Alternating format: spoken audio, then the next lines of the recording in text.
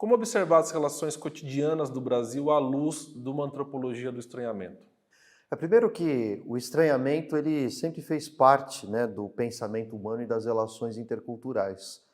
Então, esse é um velho tema da filosofia. Por exemplo, Aristóteles, num texto chamado Arte Poética, ele vai dizer que tanto os mitos quanto a filosofia, eles nascem desse estranhar o mundo, estranhar a realidade, né? E os gregos usavam uma palavra que era o tauma, né, o estranhamento.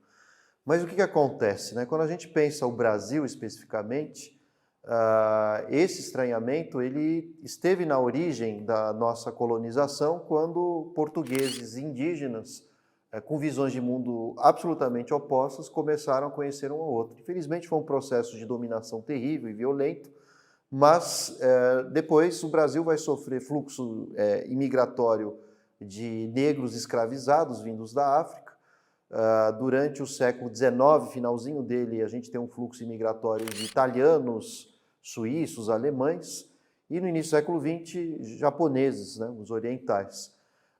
Dentro do Brasil, a gente teve também fluxos migratórios, né, com processos de industrialização, principalmente na década de 50, e na sequência, com a ascensão da globalização, novos fluxos imigratórios, principalmente de asiáticos, chineses, sul-coreanos, principalmente aqui em São Paulo. Também judeus no início do século passado, também árabes, né, muçulmanos, turcos, né, enfim. Então é interessante a gente perceber esse processo, né, o pessoal também do Líbano, né, enfim.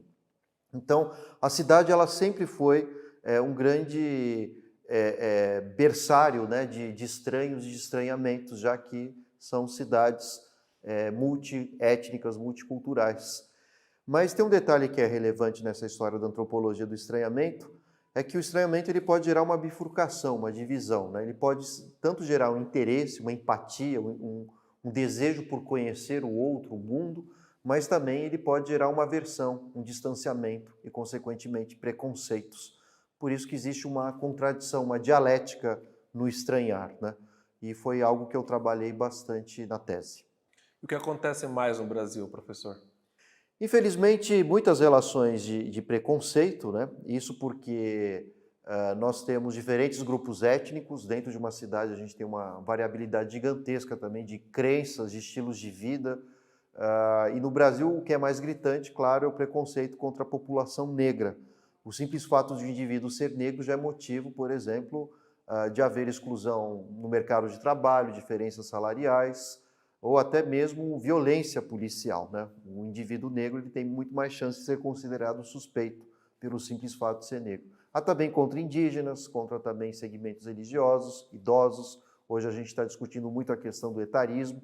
E a cidade, então, é um lugar de aglomeração desses estranhos, né? De diferentes gerações, diferentes origens étnicas, religiosas, estilos de consumo, vestimentas. Isso torna a cidade um objeto de estudo muito interessante para observar o que é o estranhamento.